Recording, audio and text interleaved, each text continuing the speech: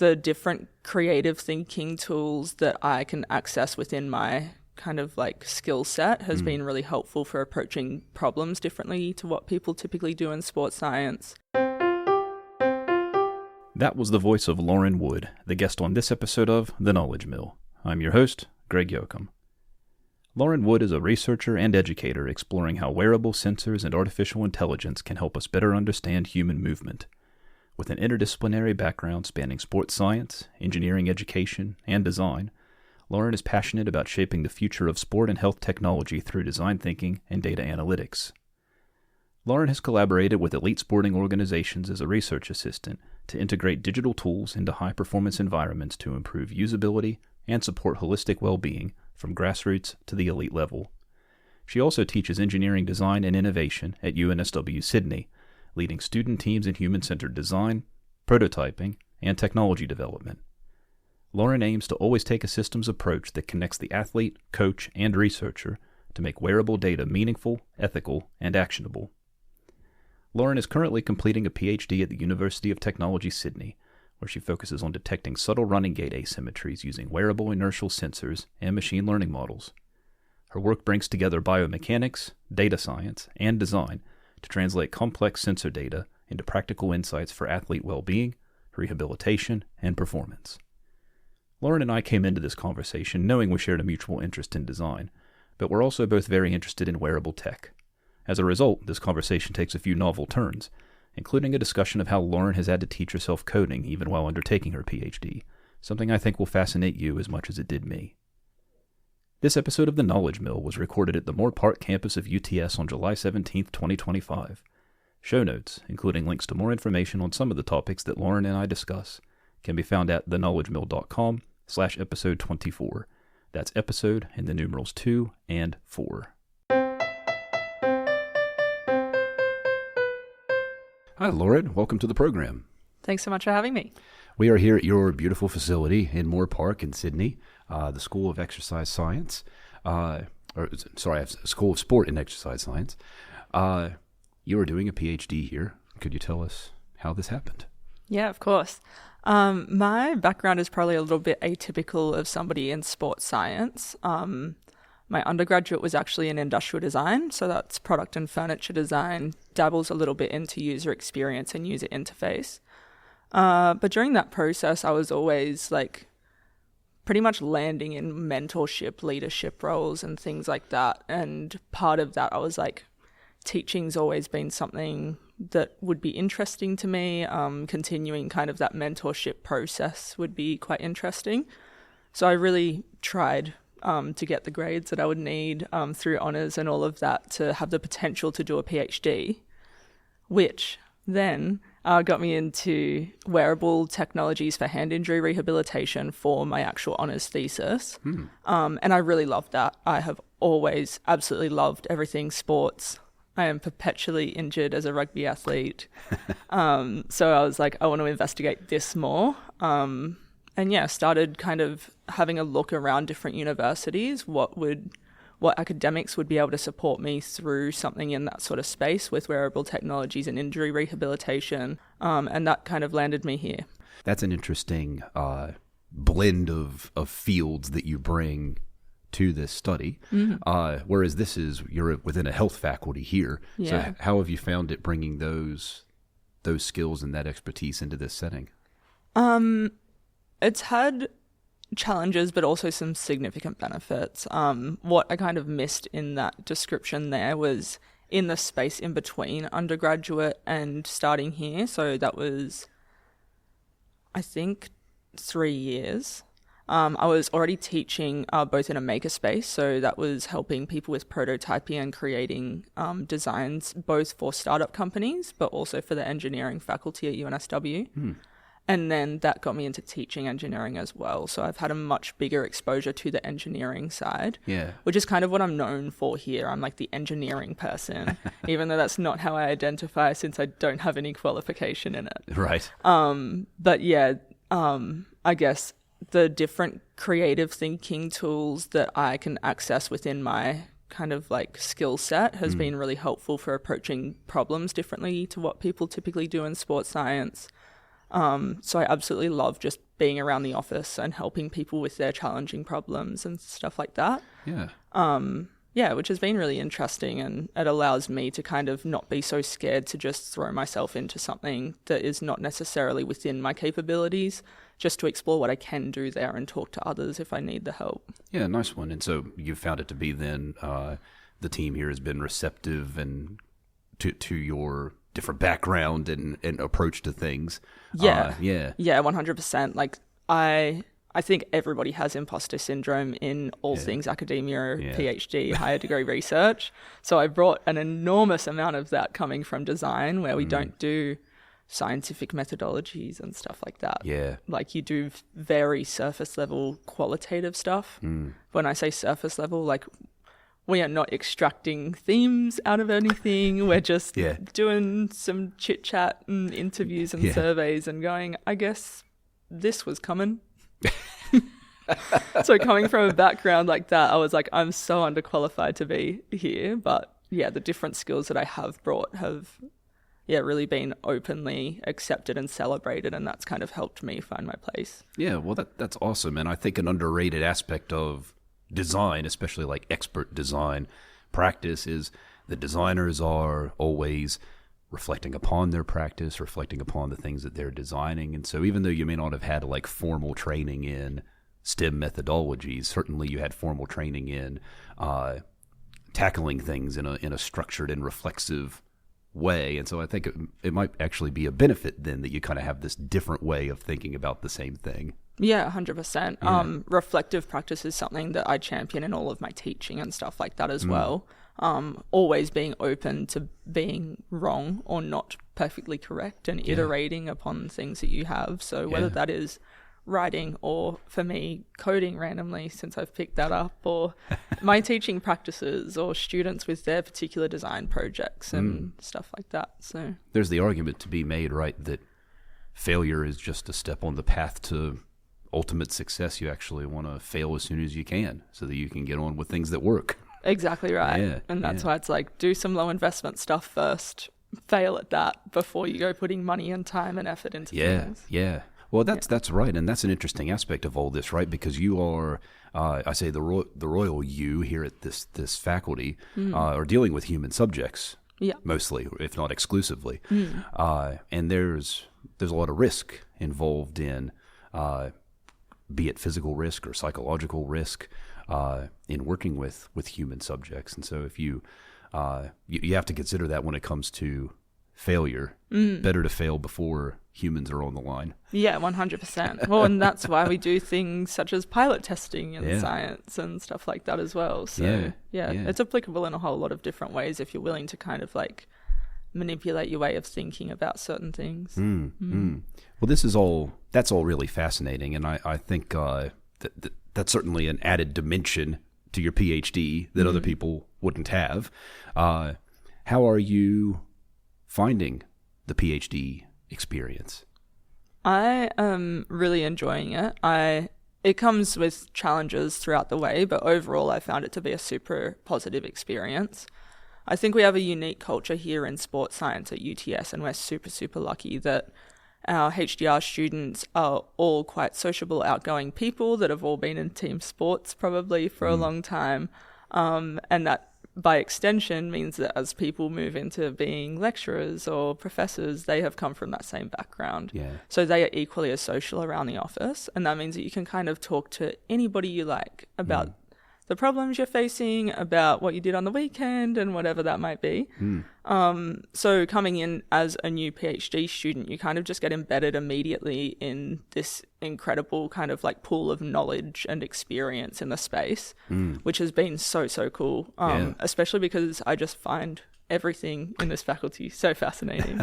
I just kind of like live life as a curious person. So it's been like super cool to get involved in. Yeah.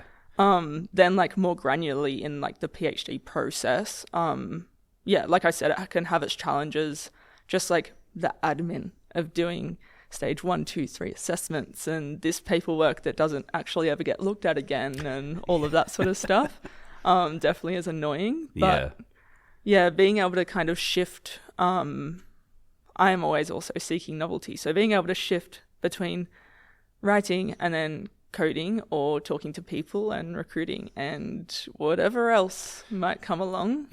Solving problems in terms of technology, all of these different things can kind of like help you keep excited about the problems that you're kind of coming up against, and kind of chase that novelty and chase the little loose ends all over. Yeah, that's right. And you know, because there are always those other things to do, if you get a little bit tired of one thing, there's always other tasks that need to be ethics approvals that need to be put through, or those stage documents that you were referring to. Yeah, which kind of means that time management is probably the biggest challenge. Overarching. Yeah. And I don't know about you, what I found in that regard the most challenging is that when you're a PhD student, and that's the key word, we're students when you're doing a PhD.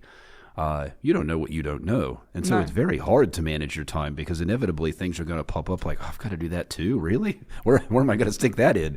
Yeah, absolutely. Yeah. And I think a lot of that side of things comes down a lot to your supervisor and their attitudes as well. Yeah. So I have probably been at one end of the spectrum in this, with like support from my supervisors compared to others. So others will typically have... I don't know. There's people that obviously have not very fantastic relationships with their supervisors. Yeah. That aside, the ones that do have positive experiences, there's some that will have weekly structured meetings. They have deadlines each week. They have deadlines each however often they decide with their supervisor. I go, okay, I need to do this. What do you think? And they're like, yep. And I'm like, when would you like that done by? They're like, oh, just let me know when you've done it. Well, so it leaves it entirely to my own devices. Yeah. I will start getting stressed because I recognize I still have this to go. And they're just like, oh, yeah, it'll be okay. I'm glad you're confident. Yeah, exactly.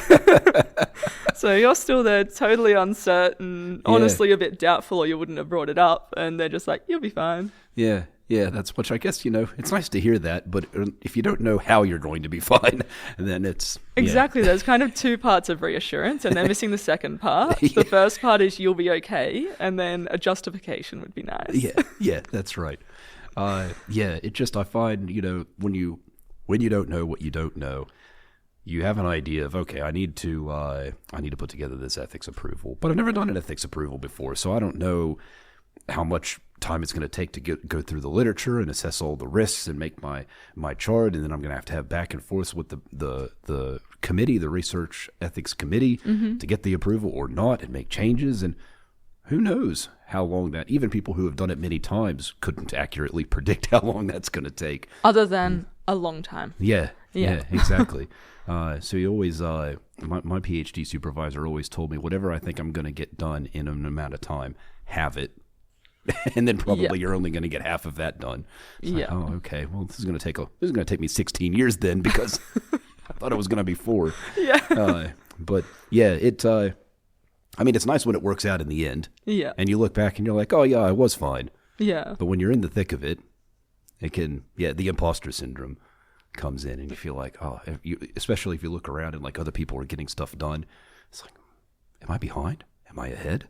Am I doing well? Yeah. Yeah, absolutely. And everybody we are all very often in office, which I don't think is necessarily typical of most. Yeah. But it's actually really funny talking to people and seeing what their impressions of like where other people in the office are at.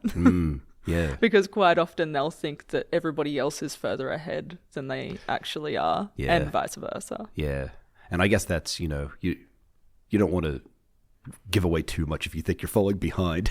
No, exactly. You're always curating like, oh, you know, it's going well. Yeah. I add a little bit of that because I finished up I submitted in the midst of the first COVID lockdown here, so in June 2020. But leading up to it, I was at a desk. I was working out of the business school, and there, all the PhD desks are sort of in the common areas, and you could literally just like, you want to stretch your legs, hop up, take a little stroll around, and there's all these people sitting at their desks doing their stuff. And nowadays, there's just no one around. Yeah, it's just a completely different vibe. So it's nice that you still have that, where people are actually in the building, and you're catching up. And I mean, I'm seeing you're the third person I'm talking to today, and I was really pleased that like it worked out that everybody was going to be here. Yeah. Yeah. Yeah, no, it's actually, we have built it for sure. Yeah, super glad to have been a part of that kind of process. But it means that we have PhD, masters and honours students all come in. So that's another unique thing, is that we typically consider honours to be kind of higher degree research here. Yeah. Even though technically it's not. But yeah, pretty much like once or twice a day, somebody will stand up and be like, coffee walk, and everybody's like, yeah, okay, let's go. So That's brilliant. See, those are the kind of stories that I love hearing, because that's what I miss about doing the PhD. Yeah. Just the and inevitably some of you are further ahead, and everyone's asking them the questions, and then they finish, and now you're further ahead, and people are asking you questions. Yeah. And but if you're all together, then you sort of have that community spirit. Yeah, exactly right. Yeah, we're lucky to have support from faculty, from the school here as well, to do a retreat each year for writing. All right.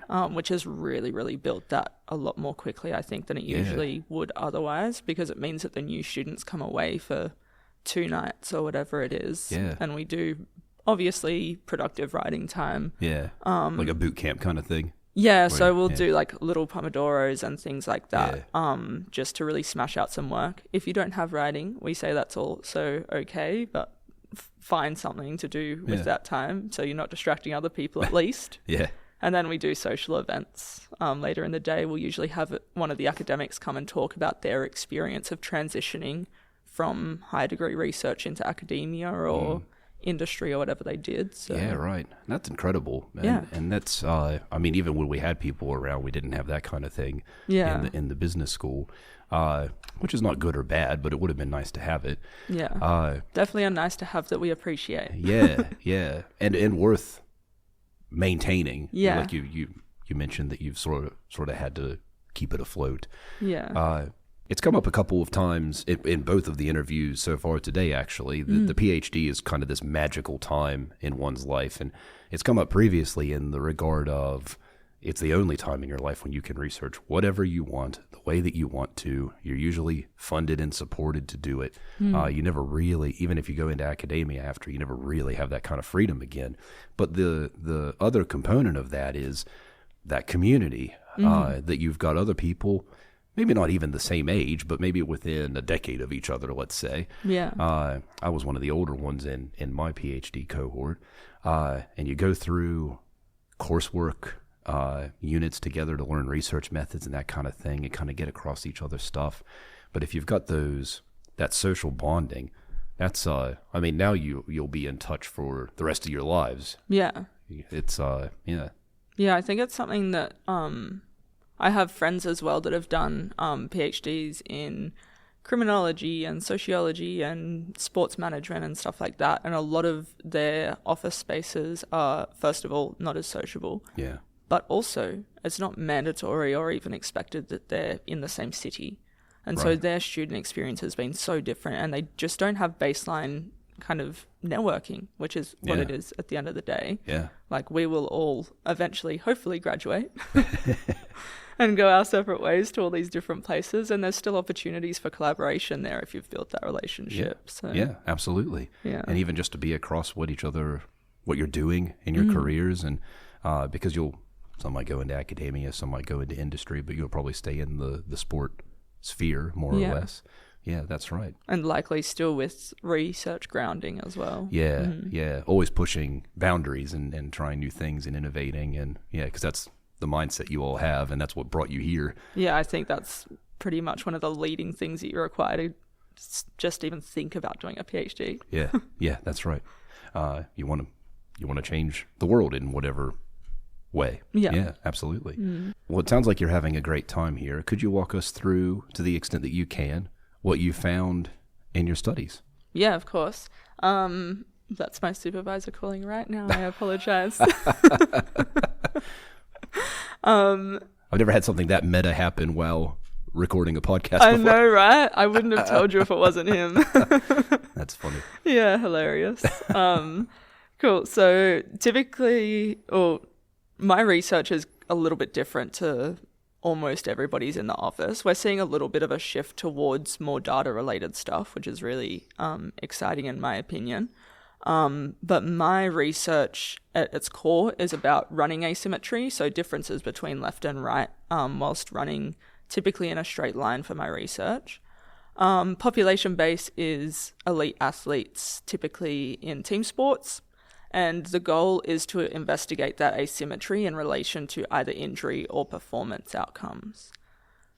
Part of the whole asymmetry sphere and the challenges behind that is that asymmetry isn't really validated as something that is impactful for these things. Okay. There's association, but no causation. Okay. And a lot of that is because there's just not enough data there, not enough studies done, not enough in sample sizes and stuff like that to really establish anything like that. Yeah, okay. So my approach has been to take wearable technologies in the form of inertial sensors, that is movement sensors that are not like global but are local. So we have one on each ankle. We ask athletes to run in a straight line. We've done studies both on treadmill and then over ground. And with that, we then feed all of that data into a machine learning model, which I've built. I had no coding experience before this, so I'm definitely going to want to hear more about that. Yeah, absolutely. And that essentially, based on the coding that I've done, which took, I think, 2 years. Right. And in this case, coding is labeling, so just this series of numbers is foot on the ground, this series of numbers is foot off the ground. So that means that it is predicting contact time and flight time during running. So when your foot is on the ground for contact time, when the foot is off the ground for flight time. Then it calculates asymmetry from that, just based on a ratio-based calculation of difference between left and right. And that is what we use then to tell us more about injury or performance outcomes. Okay. For an uninformed, I think I've got it from context, but for the benefit of the listeners out there, when we're talking about asymmetry, are we talking about impacting left and right in an equal way or maintaining balance? What exactly is the focus? So previously it's been, I want to say probably assumed that if we have perfect asymmetry, then we are moving well. That is kind of like perfect scenario. Through research, it's been found in different studies that anywhere from a 5 to 15% asymmetry is actually normal and acceptable and probably not that risky. Okay. But there's not really any evidence to either of those thresholds, particularly because the sample sizes for some of these are 5, some of them are 45, and there's no kind of pattern as to what sort of athletes or non-athletes that they're recruiting. And realistically, most of the studies in this space are actually with athletes and or impaired populations. Okay. So kind of investigating people that by default are not symmetrical. And so there's a lot of variables there that it sounds like that have not been accounted for in previous studies. Exactly right. So like I said, previously you would have assumed that you want perfect symmetry. I suspect, based on more of what I've seen and even like anecdotally just being around sports for a very, very, very, very long time, that people have slight asymmetries as a baseline. Reasons for that might be leg length difference, which actually most people have, even if they're not aware of it. Right. It's just usually less than like 1 to 2 centimeters. Anything more than that starts becoming like clinical and will typically give upstream problems. Another reason will be they've had an injury a very, very long time ago and they just now have an adaptation within their body that creates slightly different movement patterns. And whilst that is, yes, different, it doesn't necessarily mean that it's problematic for their future injury outcomes or performance or anything like that. People can also just be born like that and just adopt these weird movement patterns, and that's just normal for them, and that's perfectly okay. I think the problem then comes when it's a change away from that baseline that they have. So really establishing these baselines for people, I think, is really what we need to do, and that's why we need something like wearables to be able to just strap it on, send them off, and collect data so simply process it with things like machine learning that can just do data super quick, and get that real-time insight and much bigger data sets to be able to tell us more. Yeah, and then does that become, once you have kind of the global, I guess for lack of a better word, the global perspective, is the next step to kind of get to the individual level where, because I'm thinking as you're describing this about someone who's had an injury, and certainly this has happened to me before, where I hurt one of my legs and now I overcompensate with the other leg and now I've hurt that leg. Yeah. And so if I'm off my baseline, it would be useful to know by how much to compensate or not compensate to avoid carry-on injuries. Is that where you see this maybe going, or? I definitely see it going into the rehab space in general. How it's actually used in that space, I think, is probably a little bit out of kind of my wheelhouse to advise on. Sure. I can speculate, and I enjoy speculating, but I would kind of expect that is something that practitioners would be able to use more so than the individual. I don't really want to be encouraging like self-injury management and things like this. Yeah. Because realistically, like that particular injury, at a granular level, if my mum was to say that she had a knee injury, she has no idea what that means. Yeah. She knows that she has an injury and that it hurts. She doesn't know whether it's ligament-based, whether it's muscle-based, whether it's bone or whatever. And each of those should be managed slightly differently. Yeah, sure. It's not anything to do with how she should walk or anything like that. So it will be an element of care and rehabilitation. Yeah, exactly. Something that I've really, because I am a massive nerd, something I've really enjoyed the past couple of years is I started wearing a whoop strap. And the whoop strap, I'm not an elite athlete. I'm not even a non-elite athlete. Recreational. Yeah. I ride my bike sometimes, and that's kind of it. But what I got it for is to understand my baselines. And it's even come in handy for me, as people can probably unfortunately hear. I have a bit of a frog in my throat because I'm getting over a cold I've had the past couple of days.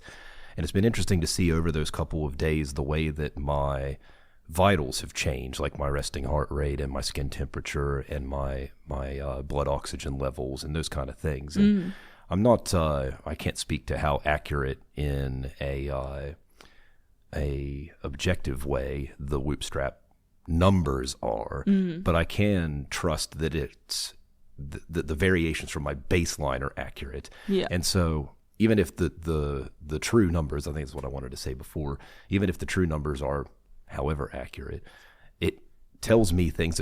I use it like a dashboard, really. It tells me things about my body that I would know I don't feel well, like you're saying about someone who's hurt their knee. They know their knee hurts. This tells me a little bit more about what might be the problem, or at least what I might do to get past whatever the problem is. And so that's where I was kind of coming from with my question about individual baselines, because that's been a game changer for me in my life to have that baseline data and make decisions off that. Yeah, 100%. Yeah. This is like such an interesting debate to me in general, is because in my research, I am aiming to get the wearables to be as accurate, valid, and reliable as possible. Yep. That reliability is how we can kind of assess that something, we can kind of establish a baseline and then tell that anything varying up or down from that is a true change. Yeah. But that is actually not necessarily accurate or valid.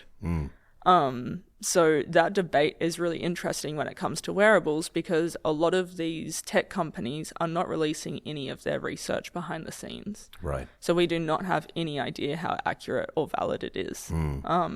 So super, super useful in the way that you're using it for, I have this baseline and it's changed, and what does that tell me?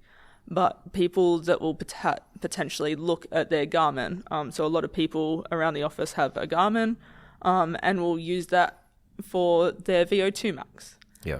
Realistically, you cannot get a VO2 max from a watch. Right. Not accurately. You can get it to be maybe similar to what you would get from a VO2 max test, but you need to know how much oxygen is going in, how much carbon dioxide is going out in order to get a true VO2 max test. So to expect to get that from a wrist wearable is a little bit of nonsense. Yeah, it's just not going to happen. No, but Yeah. you can absolutely tell that you're improving it. Yeah. I guess that's because not everybody would have access to that kind of equipment, I guess. Yeah. But if you were able to do maybe, intermittent proper tests. Yeah. And then just sort of track your trending. Maybe that's with the wristwatch. Yeah, exactly. So a few of us have wearable Garmins around the office. Last time we did actual VO2 max tests, we do these sorts of things just for like our own refreshers to make sure that we're still okay on the tools, for applying that to research, or even if we do go and work in the field sometimes with different professional sports teams. The last time we did VO2 max tests, my watch was telling me that my VO2 max was 46. Mm-hmm. So that's like above average, but not really anything crazy.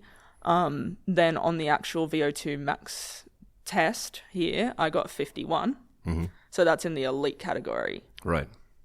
My friend Ewan, his was saying that his was 49 on his watch, and then it was something like 59.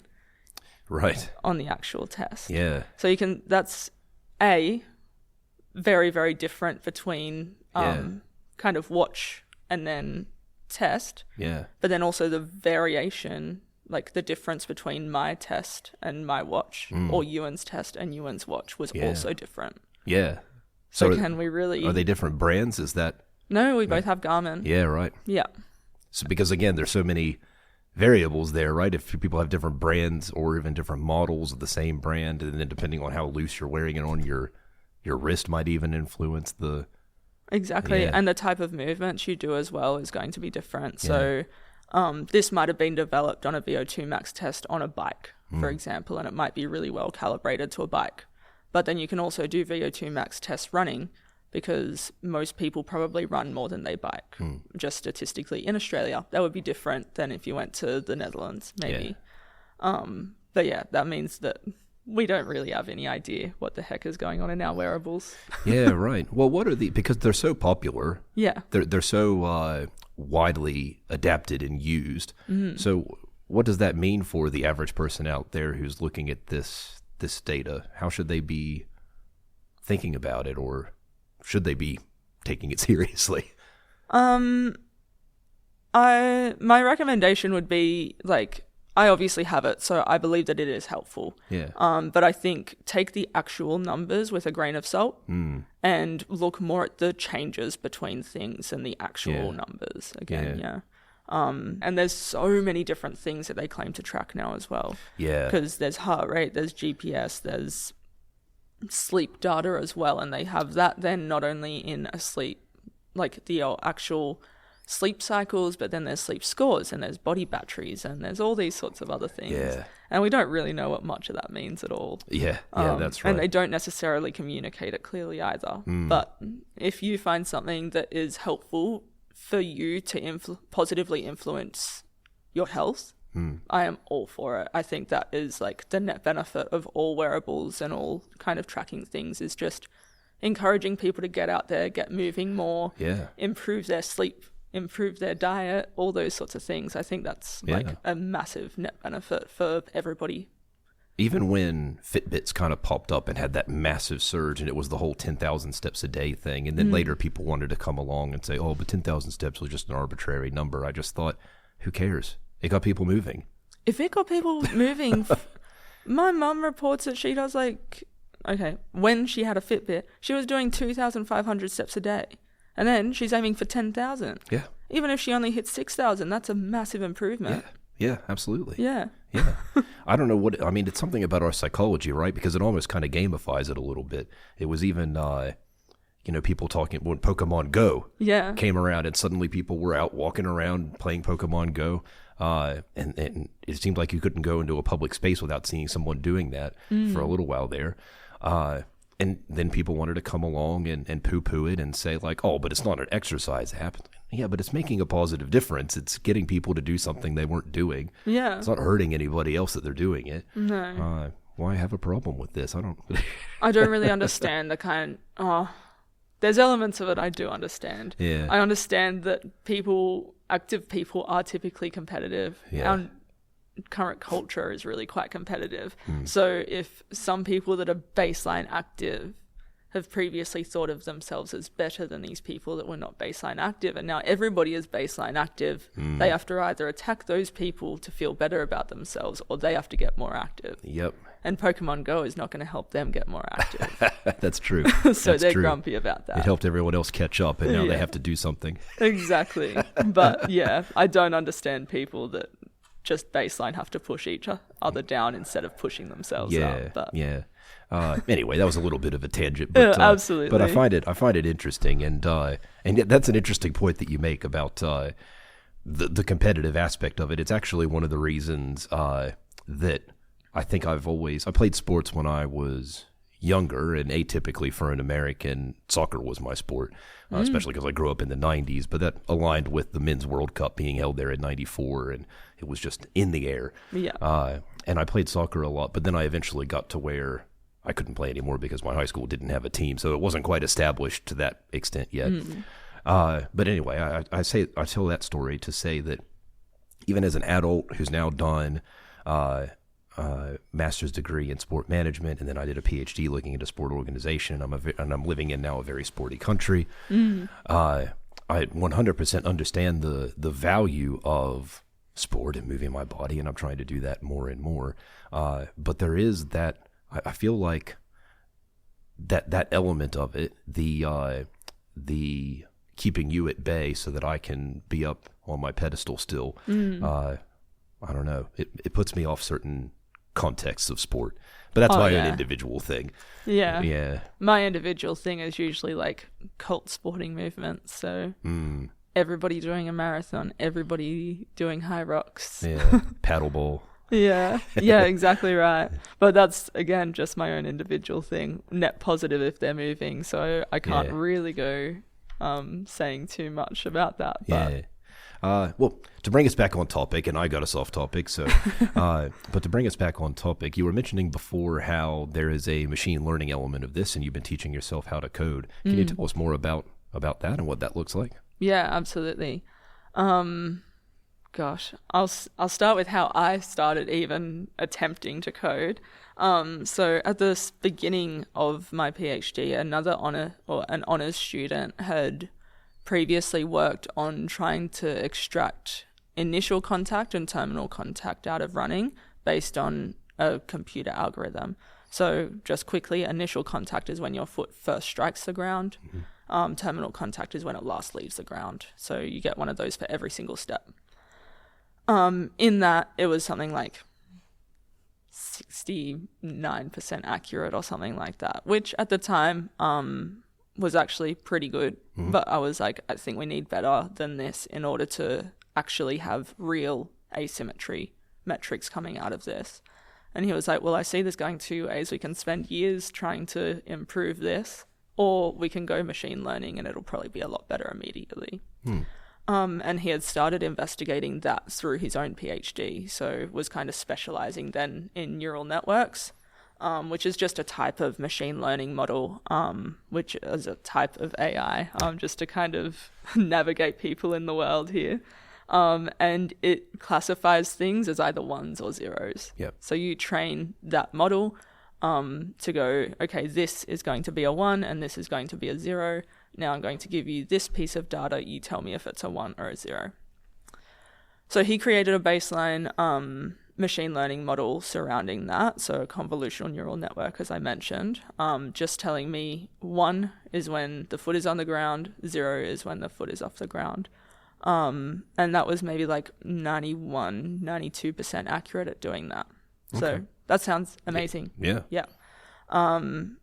We then were trying to improve that just so that we could kind of be even more confident in its ability to do that, because where those 1s and 0s were incorrect would again be like right when the foot is starting to touch the ground or when it's finally coming off the ground. And when that is happening, often you'll get 1, 1, 1, 1, 1, 1, 1, a really long line of 1s for a contact time. And then you should just immediately go to 0s and that continues on. But when it's inaccurate in that part, you can get a string of 2 zeros and a couple of ones and a couple zeros, a couple ones. Right. So they become really, really short contact times and really, really short flight times, which are impossibly short.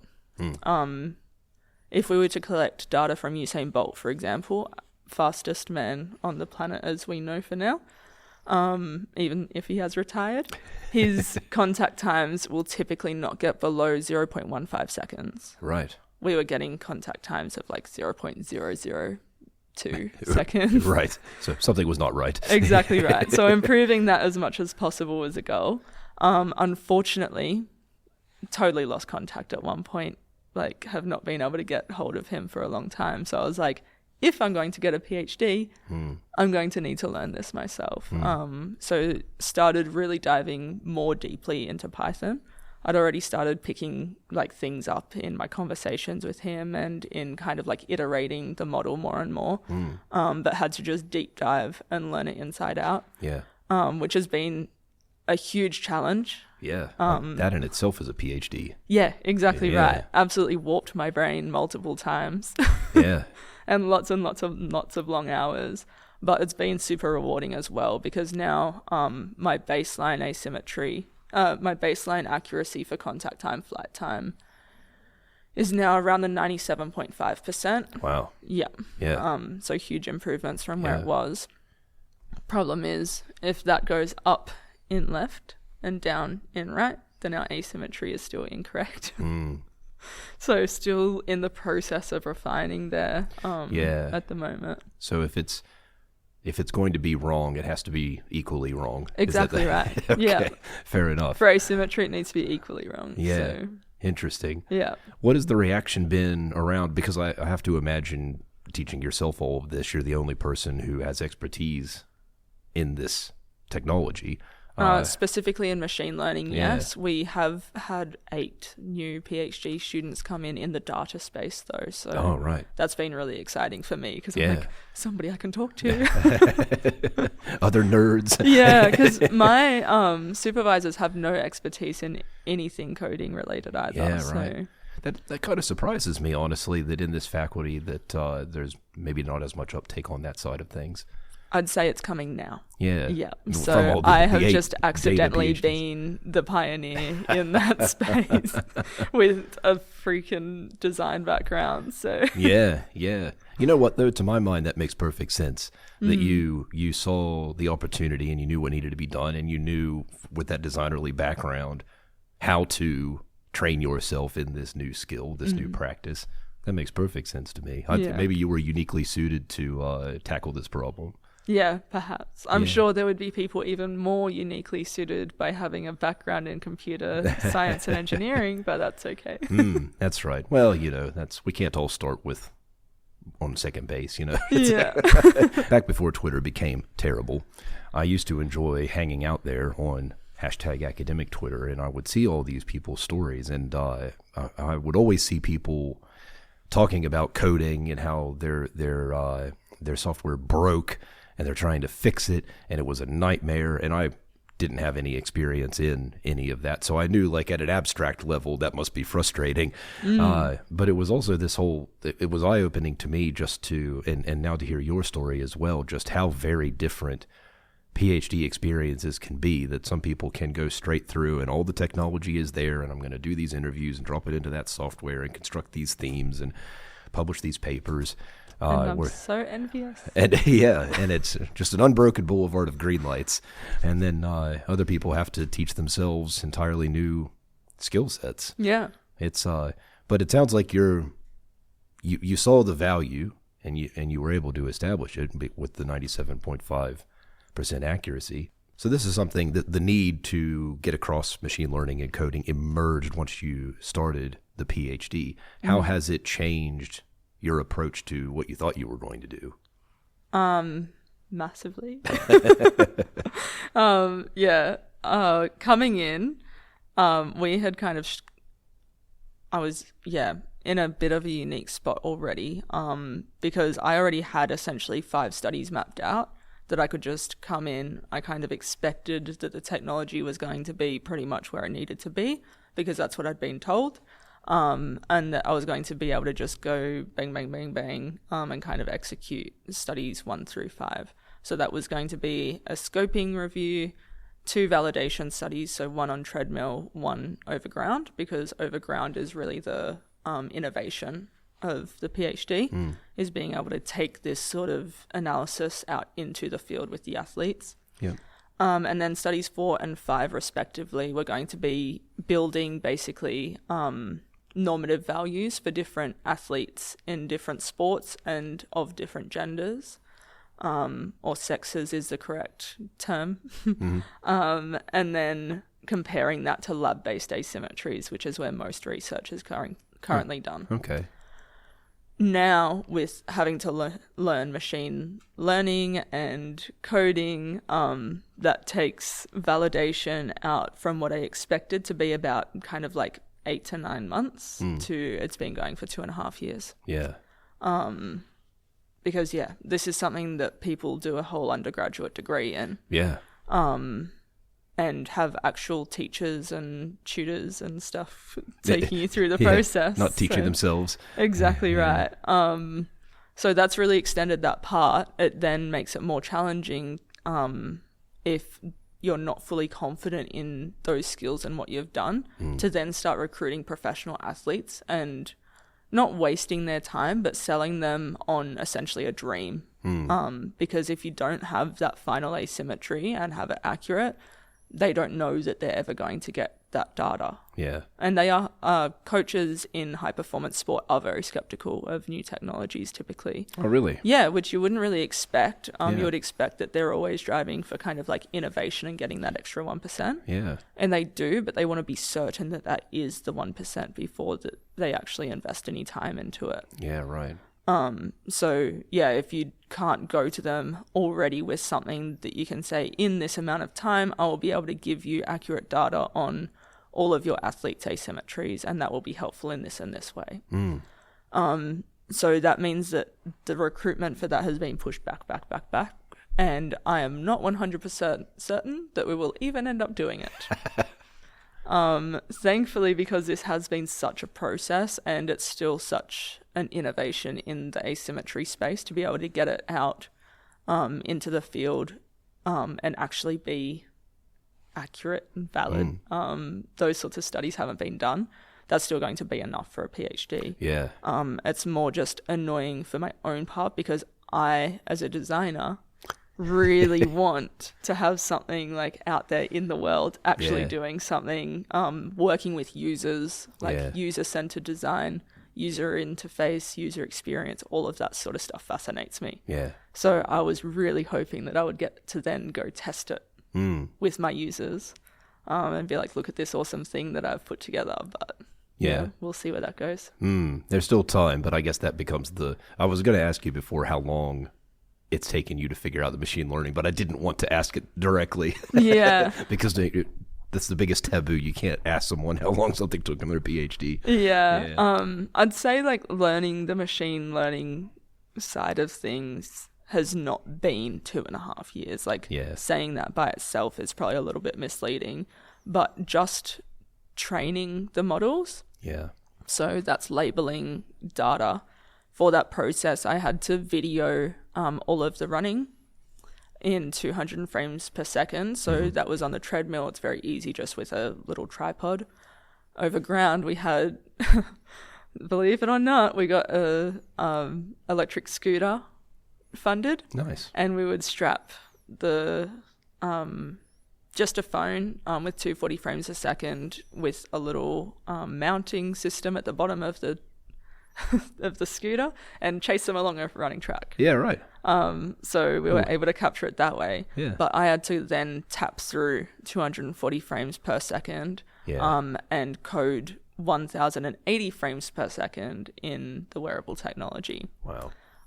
So I did the maths very recently and it's 15.5 million points of data that I've coded in that time as well. That's wild. Yeah. So that's been the most time consuming part and it's just boring manual labor. Yeah, that's right. And you have to do it yourself because it's your PhD. And you really can't just trust that somebody else you pay to do it, for example, is actually going to do it with the same level of rigor and care that you are. Yeah, that's right. Because, it's my project at the end of the day, and I care the most that it's accurate. Yeah, that's right. So you wish you didn't have so many data points, but you're happy to have this difficulty because you're taking it seriously. So that and the data for a machine learning model works in two ways. One is nonsense in, nonsense out. Yeah. For best way of saying that. Yeah. We have different words, but that's okay. That's right. The other way is more data is better. Yeah. In most cases. So having that 15 million data points is really that's right. beneficial. Well, because you said before that's one of the biggest problems with the extant studies, right? Is that the sample sizes were not large enough to be significant. And yeah, exactly. There's two other studies that I can think of that have done asymmetry and machine learning, but they have basically been classification. So one of those, they artificially made somebody asymmetrical on a treadmill just by strapping up one of the ankles. And then they went, okay, this one, we're assuming they're symmetrical, this one, they're asymmetrical. Can it tell, are they symmetrical or not? Right. And then they did similar but weren't artificially strapping people up like that. And again, it was like a 30-second frame. Are they asymmetrical or are they not? And that actually isn't that helpful. Right. Fair enough. Yeah, like I explained earlier, if almost nobody is symmetrical, then it could guess that 100% of people were asymmetrical, and it would be right 90-something% of the time. Yeah, right. So it could just be guessing and it doesn't matter. Yeah, exactly right. Fair enough. You mentioned before that the model that you're creating, the machine learning model, you wish that you could bring it to completion so that it could be out there and useful for people. Do you see that as the next step here, or what is on the horizon for you in terms of the next steps for this project and your career and everything? Yeah, I'd say for this project 100%. Basically, in my undergrad, we learn how to do things such as user interface design, so that's usually software solutions. I had not previously had any coding experience to make those prototypes real, but I now obviously have a little bit of that now. Yeah. So completing that machine learning model, having the asymmetries coming out accurately would be awesome. That is something that's necessary even if I want to get these next studies done. But I have confidence that once I have that, it wouldn't be too difficult for me to make this into like a real packageable product with dashboards and things like that, which would be so exciting. Yeah. Something that could be supported both on web or just on an app or whatever that might be. There's also some really cool new AI technologies coming out that can help you with that process as well, which is also exciting just from a productivity perspective on actually being able to do that within the scope of my PhD. So that's really cool. Moving forward with that though, would probably, if I was to actually take it hypothetically to market or something, I would have to go back to R&D for the actual wearable tech as well. Sure. Right now I'm using an off-the-shelf inertial sensor, which essentially I just pull the CSV file out of. So just an Excel file with all the different data points out of it, which is super helpful, but I am not going to sell a software that is on a piece of hardware that's $2,500 per piece. Right. It makes it totally inaccessible to most people, which is not helpful for me in collecting more data. Yeah. And it's not helpful for them actually adopting the technology in the first place. Yeah. Is it, so you're thinking maybe it's not just for elite athletes, it could be for anyone or? I think if it was to become commercial, then it could be something that's used by anybody. I think it's something that people, or just talking to people in my everyday life, they're all absolutely fascinated by it. They're all like, can you tell me more about my running? I think I have this problem. I think I have that problem. Can you tell me more? Yeah. And I'm like, I don't want to oversell what I can tell you because I can't tell you where the asymmetry is coming from. Yeah. But I can validate that you got one. Yeah. Well, that's because the whole time you've been telling me your story, I've been thinking, and I mentioned that, I like wearables anyway, and what they can do. But I was thinking, could this be the next step for me, even as a non-athlete, just someone who wants to understand, I'm not going to say that I'm an old person, but I'm not a young person. I'm turning 41 on Tuesday, and you're hiding it well. Well, good. I'll take that feedback. But it's getting to the point where my body just doesn't move the way that it used to, even in non-athletic movement. Yeah. And I am very aware that I need to get on top of that so that I don't have more damage and further carry on injuries and things like that. So the whole time you've been telling me your story, I've just been thinking this could actually be for everybody. And that's why I was asking, could this be maybe like a prosumer level kind of $2,500, as you said, is inaccessible. But if there was the Whoop strap, I think is $300 Australian a year or something, about $1 a day. Yeah. And for me, that's very worth it because of the way I use the data. For other people, they would look at that and think, no, I've got much better uses for $300. Yeah. But I guess that becomes you're looking for that. Now you're finding out I did economics in my undergrad. You're looking for that sweet spot of the utility, the usefulness to a user versus what they'll pay for it and maybe the size of that market. But I think if you could get it to that point, here I'm just trying to pay you a very long-winded compliment. If you could get it to that point, then this could really have outsized impacts on public health. More people moving their body, and it could, here in Australia we have state health care. It could even mean more efficiencies in health care because fewer people were going to hospital with injuries that could have been avoided if they were tracking their baseline movements and things like this. Yeah. I think the ceiling for the potential is sky high. Yeah. Yeah, it's exciting. Yeah. Obviously, just in the scope of a PhD, there is only so much you can kind of focus on and develop, but you do always have, or I say you as though everybody does. I can only really speak for myself. I've always had these kind of ambitions that wow, I could also apply this in this way to this industry or this way into something else. The next natural spot, I think, for me to kind of go to with this type of technology is to military. Right. Because they can't use GPS. If they use GPS, their soldiers are now detectable to enemies. Yeah. So being able to do that with a sensor like ours, or like an inertial sensor, is infinitely more helpful for them. Yeah.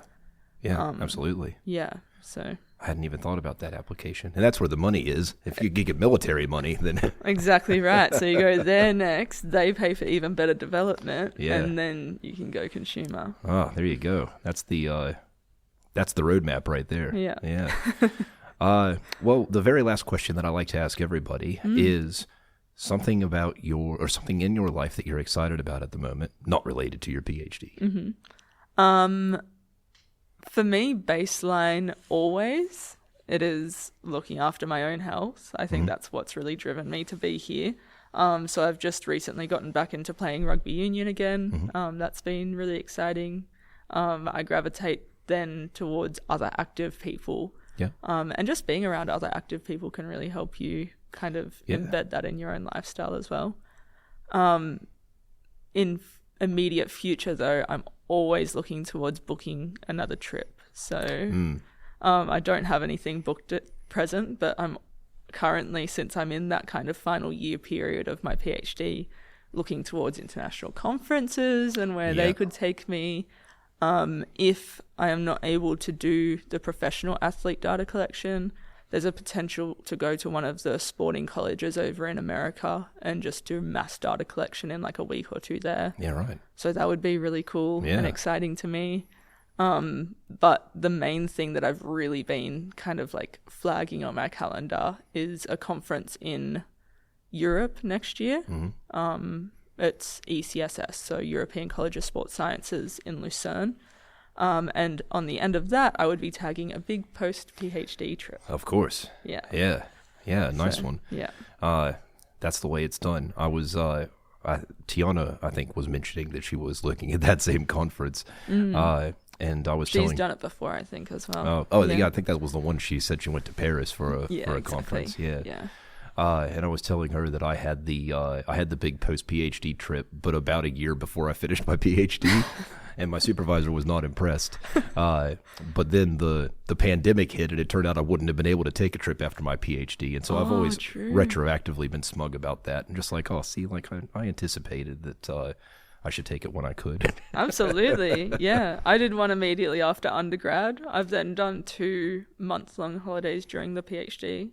I think it's important to have those sorts of like sanity little things booked in as well. Yeah, that's right. So I didn't necessarily stop doing everything on those trips, but it was absolutely like mental recharge time for me. Adventure is like top of my list in everything I do. And getting it like there's nothing better than international travel to just like reinvigorate your feelings of belonging to this global community and wanting to make a difference and positively impact people's lives. Yeah.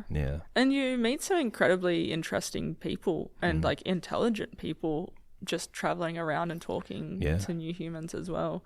I met somebody in Mexico that's big in the entrepreneurial space and is always looking at new innovative technologies and softwares and stuff like that, and just like understanding a little bit more about how his brain works and how he looks for new things has helped me kind of adopt that approach in some of my research as well.